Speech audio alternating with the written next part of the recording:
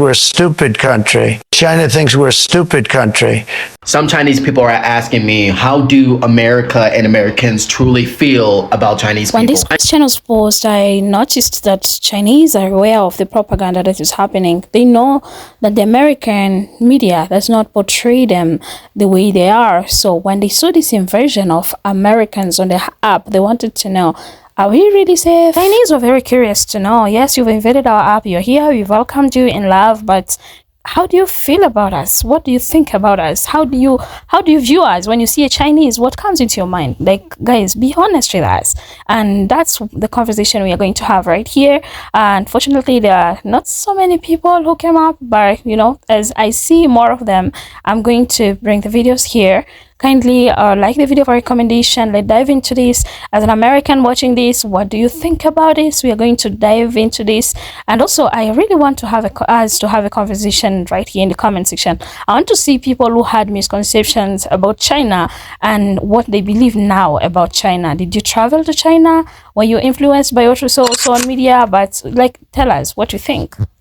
Some Chinese people are asking me, how do America and Americans truly feel about Chinese people? I'm going to be very frank with you. There is an extreme amount of xenophobia towards Chinese people specifically. And it's not just our leaders that are incredibly xenophobic and racist towards Chinese people. No, there is a large portion of the American population who are racist and hateful towards Chinese people. Many Chinese people all over Xiaohongshu is saying, wow, American people are so kind. They are so nice. And yes, they are, to an extent. I'm not going to lie to any of you. I hate lying. Lying is not my thing. Yes, there are plenty of Americans who love Asian people, who love Chinese people specifically. However, there are also a large portion of Americans who will only love you when they can get something from you in return. There are also millions upon millions of Americans who absolutely hates China, Chinese people, and everything about Chinese people. Those people we call MAGA, white supremacists, or neo-Nazis. For example, when TikTok finally came back online, a lot of Americans did not hesitate to dip on Xiaohongshu and go right back to TikTok. Not me though. I'm here, I like it here, and I'm gonna stay here. Watch me shit. Buckets, what? Here's another example. Let's turn the tables for a moment, shall we? If it was actually Chinese people fleeing to a different app rather than the Americans fleeing to Xiaohongshu, I can guarantee you that predominantly of Americans would be not just very xenophobic towards Chinese people, but very racist towards you as well. This is why I always say that I was born in the wrong country, because I do not think like a lot of people here in the United States. I was constantly called indifferent and weird and odd and strange when growing up. I do not have any white friends in America. Most of my friends are Asian, more specifically Chinese and Korean. I also have a crap ton of Taiwanese friends, straight from Taiwan. And some of you might say, well, what about the liberals in America? Yes, sure, they can be very accepting, but only if it benefits them or when they don't see you as a threat in any way. Some of them will try to convince themselves they're not racist by dating outside of their race, like dating a black man, only to prove themselves that they are not racist like their grandparents or whatever. And yet at the same time, I've met many liberals who are just as racist as the MAGA, as the Republicans. And yet, at the same time, I also have to include this, there are plenty of Americans who are very loving and accepting.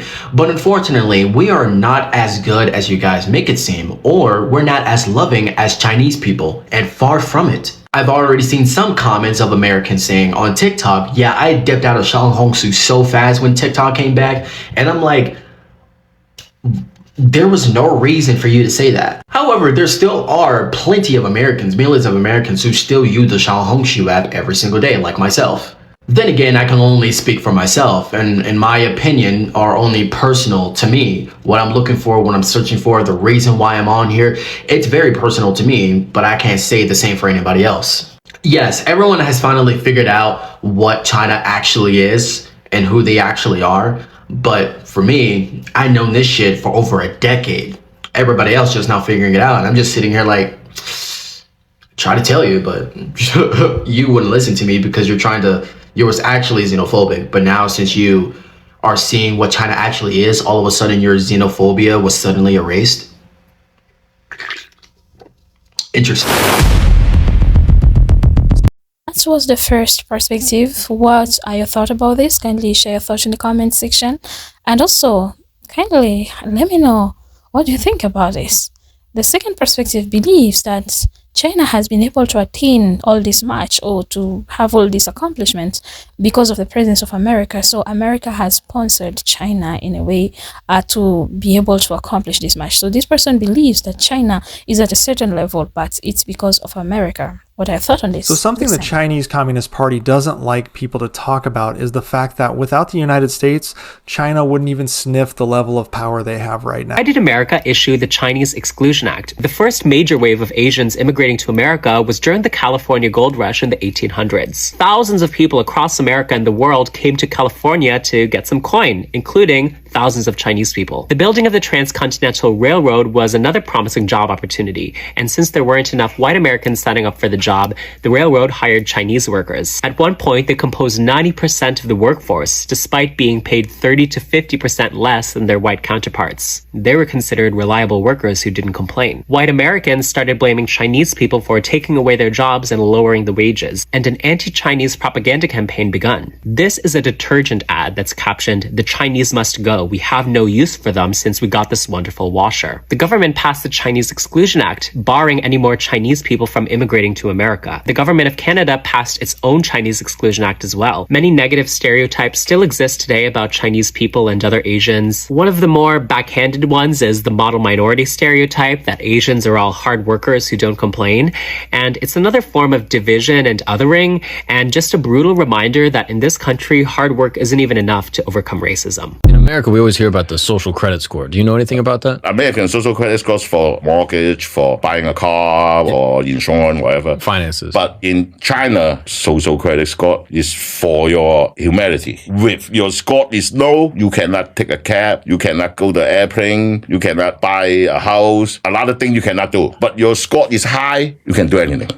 Wow. That's how they count the score. It's different than here. Around 90% of Chinese people support their government, and a lot of Americans would say, well, this is just because they're brainwashed.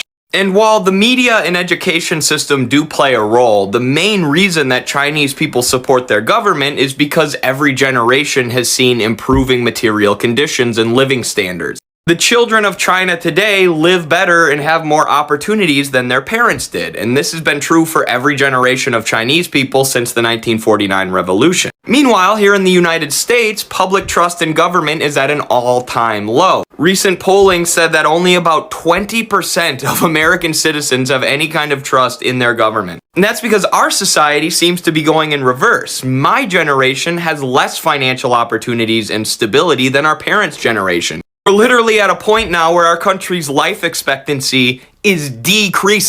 And as a result of our worsening material conditions, we also have a decreasing support of the US government. Despite all of the brainwashing and indoctrination that we face here in the United States, you can't convince a people to support their government if their conditions are getting worse. You can't lie to people and tell them that things are going well when they're struggling to put food on the table. Especially when these problems are only getting worse year after year. The government's doing nothing to fix the increasing homelessness rates or the increasing cost of rent or the decrease in life expectancy.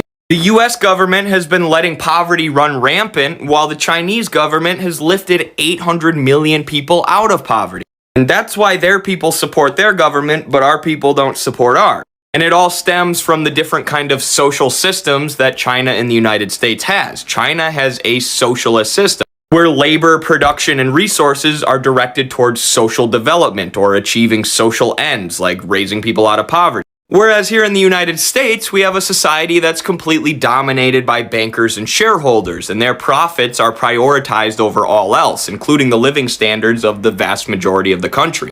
You can't deceive an entire population of people into supporting their government. Well, I guess George W. Bush did after 9/11, but that's an outlier. If our government was actually improving people's material conditions, more people would support them. But they're not, so people don't. Also, Ronald Reagan was not the universally beloved president that Republicans make him out to be. That has nothing to do with this video, but I just wanted to point it out, because look. I also came across this beautiful creator, and yeah, she has a poetry about America, and let's listen to what she has to say. Kindly use your critical thinking. It's an ironic poetry. America isn't perfect, but it's far better than other countries. No better get to work, you have to make rich men their money. If you get to job 3 late again, your children will go hungry. But you can work assured, we're still better than other countries. Your feet are sore, your clothes threadbare, but you can accept this humbly. Because everyone you know keeps telling you that you are lucky for being born American. We're better than other countries. Your neighbor's son was shot last week for dressing like his mommy. As her tears strike the once dusty ground and she can't tell if it's muddy or bloody. Don't forget to remind all around, at least we're better than other countries. That was it about this video. Thank you for being here. You can watch the rest from our page. It was, ironic, but really revealing the truth and the reality of people's life in America. Thank you for being here. Hope this video was beneficial to you. Kindly like the video for recommendations, subscribe, share your thoughts in the comment section, and until we meet again, goodbye for now. Appreciate you.